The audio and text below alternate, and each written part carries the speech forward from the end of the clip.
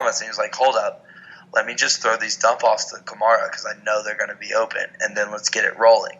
So that's the difference between like a team that has won and proven it in the Saints and a team that is talented but hasn't won anything.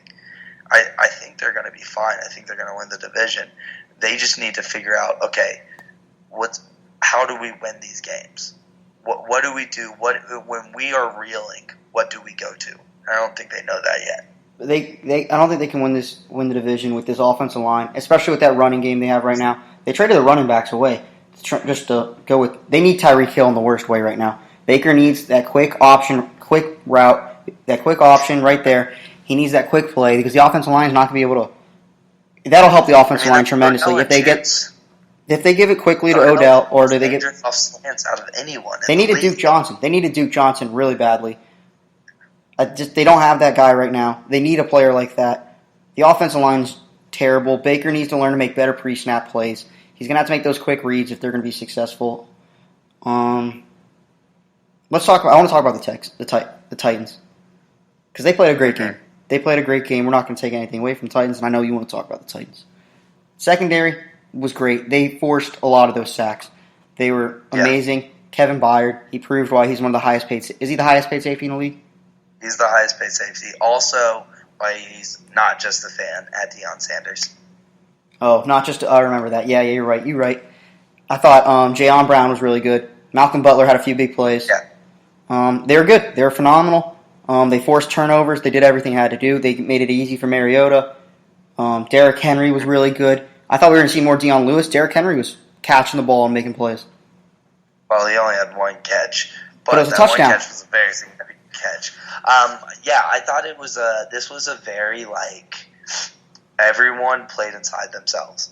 No one was trying to be insane or be crazy or make these huge plays. They just said, Mariota was like, okay, these are the throws I'm going to make, and he even overthrew a couple people, which I think was just partially a little rust, just trying to get the timing back in it, and then it was just we just kept inside ourselves, and if you keep doing that, you stick to your game plan, especially with someone like Derrick Henry. Eventually, he's going to get some space, and when he gets space, you can't catch him. And it's actually, I was glad that they did that screenplay because it's something I'd want to see because people always talk about Derrick Henry as a between the tackles runner. I would never run him between the tackles because the only people that can tackle him are between the tackles. Those cornerbacks and safeties, they'll bounce off of him. He can run them over. I want him to get the ball outside because he's quick enough to beat everybody outside. But I thought, Tennessee clearly executed, and that defense and that defensive line, I think Cameron Wake is just going to be a huge veteran presence. He had 2 sacks and the safety that past game, and I also like that Wesley Woodyard, I think, is just really giving the reins over to Jayon Brown and Rashaan Evans. So our defense is going to be scary. So you got to do it in Indianapolis next week, and then Jags the week after that. But it's a great start. Last point I got to say, you guys did it without Taylor Lewan, that selfish son of a bitch. A.J. Brown looked great. A.J. Brown was really good. Yeah, A.J. Brown was really good. And then my last thing is just about Baker and the Browns. It was an overall immature team. Overall immature team act. 18 penalties. Baker was hyping everyone up. Then at the end of Odell was wearing the $300,000 watch, which I don't even think should be allowed. That's pretty dangerous, I think. Doesn't matter. It was stupid. He's probably going to get fined for it, actually. I don't think he cares about the fine. I don't know how the refs even allow him to wear that. But it was all around immature. The ejection, the 18 penalties, and then Baker crying at the postgame. He's like, everyone's just going to throw us in the trash. Well, we want to be underdogs. Shut up, Baker. You said it best yourself. You said it about Daniel Jones. People forget. You got to win in this league. You never won in this league. Shut up. Yeah. Go win some football games. Then you can talk all you want. The one thing you won in college. That's all you've done. Yeah. The one thing that was annoying was seeing all the Browns fans online being like, oh, yeah, like, none of us thought we were really going to win. Like, we knew we were just going to be the same old Browns. It's like, shut up. Every single one of you Browns fans thought you guys were the best thing in the world. You guys were proclaimed. Like, don't even act. You guys are the new America's team. You haven't won nothing. Yeah. This is a 7-9 team at best. That's my overreaction. They're a 7-9 team. I said that going into the season though. They're not. They don't have the. They're immature. When their backs get against the wall, I don't believe in them. They've never won. It's a losing culture. I don't believe in them. Their response.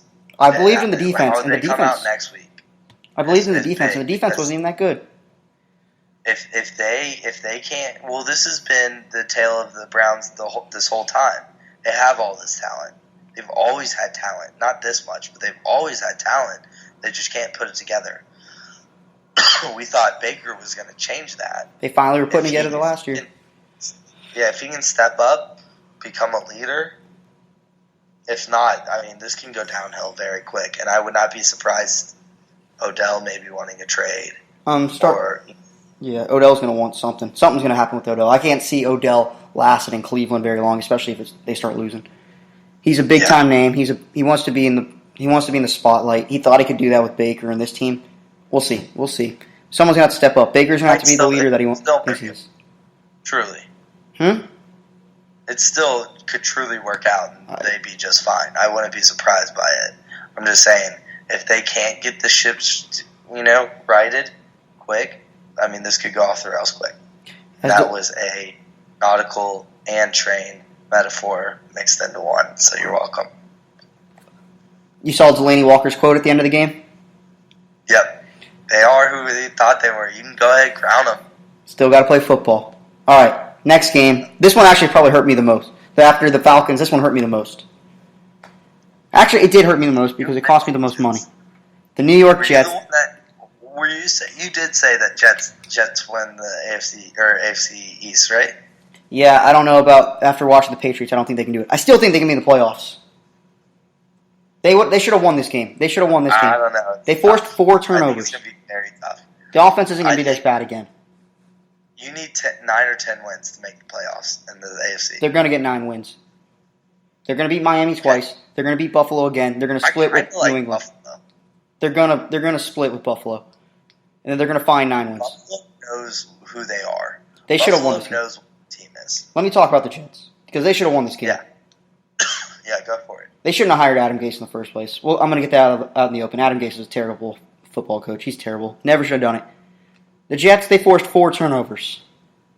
The Jets only scored 6 points off of it. C.J. Mosley was a beast. The field goal kicker for the Jets cost him the game. He missed an extra point. He missed a 40-yard field goal. Right there, that sends you at least to overtime or wins you the game. And once C.J. Mosley goes down in the fourth quarter, they didn't make the stops they needed on defense. C.J. Mosley is huge for that defense, and it cost the Jets, I think. Besides the offense being terrible and the field goal kicker being terrible, that cost the Jets. Jets also need a cornerback. They need to get rid of Tremaine Johnson. Sucked. But I'm still going to ride the Jets. I'm not ready to admit I'm wrong on them. They're going to win the division. They're winning the division. They're not going to win the division. If the Patriots, we'll talk about it. I didn't think the Patriots were going to be that good. I was ready for the Jets to take the division. Yeah, well, we'll talk about it, and a lot of things have changed. That C.J. Mosley was huge for him. I just do think that Buffalo, this is the thing that they're going to do. They're like, we're just going to grind it out. Like, it's going to be the ugly. I see them going like 6-10 and just having the ugliest 6 wins you've ever seen. Maybe 7-9. And they just grind it out, and it doesn't look pretty, but they get the W.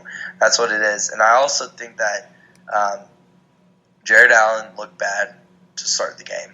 Realized it, made the changes he needed, and looked a lot better in the second half. He needs to be able to continue to do that. And I think this is really for Jared Allen. Josh Allen. Not Jared. Josh Allen. I'm thinking of Minnesota Vikings rusher Josh Allen. If you can, become an accurate guy and extend plays and do these things that you're able to do a little bit last year. If you can combine those and make those to make plays and get wins, then I think he could be the guy for this franchise. I don't know. I didn't think he looked very good in the fourth quarter. His game-winning touchdown was an underthrow that they got lucky on. I don't know. I think the Jets' defense is really good. I think C.J. Mosley, if he can get back, they're going to be fine. I don't think the Jets' offense was that bad. Jamison Crowder had 14 receptions. Sam Darnold, 28 for 41. They just didn't let him really air it out. Let him air it out. Let Le'Veon go. Let this team be. Adam Gase needs to let him play. Just let him play. They're going to be okay. That's all I got to say. We'll be back next week. Jets will be back. All right. Who do they play next week? I don't know. I know Buffalo plays the Giants. Browns. Jets, Browns, Monday Night Football. I knew that. We were supposed to lead into that. Oh, that's right. We were supposed to lead into that. Monday night, huge games for the Browns and Jets. This is the biggest Monday Night Football for these two franchises and ever. This is the biggest Monday Night Football between generally shitty teams. This is huge for these franchises. Ever. This is make or break right now. I'm excited. I think, oh man, it's going to be tough for the Jets to score. It's going to be real tough I don't think the Jets can win this game. We'll see. We'll see. Don't think they can do it, but we'll see. Let's see what the line is. Jets are a 2.5-point dog. Oh, really? Mm-hmm. Oh, well, that makes sense. Oh, wow. They're giving Cleveland 2.5 at MetLife. Yeah, I mean, they're a better team. They're a better team. More talent. 2.5? Are you 2.5 away this early into the season, coming off a loss? They don't believe in the Jets. They don't. That's kind of a smack in the face. That's why the Jets are going to come out. They're going to beat them. They're going to beat them. We'll talk about that Thursday when I'm actually more confident. Make that pick. Do some more research. Right now, I'm not confident in that pick. All right, let's move on. Let's move on to Kansas City, who looks still like they could be a world champion. Yeah, and then Jacksonville, who signed Nick Foles. They lost him immediately. But good news, Gardner Minshew, he looked pretty good. Gardner Minshew looked very good. Wow. I just remember that this Kansas City team, they did this without Tyreek Hill, pretty much. I mean, this was basically without Tyreek Hill, and it looks like he's going to be out till like week 8 or so, is what I've been seeing, 6 or 8. I don't think they're going to miss him one bit. Sammy Watkins is blowing the top off all these defenses. I think LaShawn McCoy people are going to be like, wow, they just got him for free. Shady had a great game. And I mean, Damian Williams is still a great guy, a great backfield, coming out of the backfield catching, and just everything that Andy Reid and everything they did last year, they did today, and this team's good. I think this team could win the Super Bowl potentially. Potentially, yeah. How much do you think Miles Jack getting ejected put a damper on this game for the Jags? How much did that affect the Jags? I don't think it affected it 2 touchdowns worth. Mm-hmm. But I mean, I don't know. It's so interesting too because I think it put a damper, but I think it also kind of fired their defense up a little bit too. I don't know. I mean, maybe it changes. I don't think it changes the outcome. I think it played a role. I think this is just a bad matchup for Jacksonville. They don't have the firepower to compete with him. Too, because it was like he did not. He just kept going and kept going. Mm-hmm. It's like, when is he gonna stop? And he was just fighting the whole time. I wanted to say I love Gardner Minshew. I was a huge fan of him coming out of college. I didn't think he was ever going to be an NFL starter. Never thought he would have a game like this in the NFL. Oh, yeah. I thought he was just going to be a backup, someone you put on the bench. Like those guys, you see those backups that get drafted 3rd round, and they're a backup, and then they're out of the league. He's a great leader, though. That's what I love most about Gardner Minshew. His time at Washington State, he's a leader. He steps up. His team wants to play for him. And then I saw the news. Josh Dobbs got traded. I saw Josh Dobbs got traded to the Jags today. I was like, no, is Josh Dobbs taking the job? Nope, still Gardner Minshew's 5th rounder for Josh Dobbs. It's a good backup quarterback to have. Last thing, Jalen Ramsey. Is he dirty for injuring Tyreek Hill? Or is he the hero the NFL needs to serve justice to who have done wrong to all those? He's like the Batman of the NFL. The Batman. Jalen Ramsey's the Dark Knight of the NFL. I don't know. I mean, it wasn't a dirty hit. It was pretty dirty.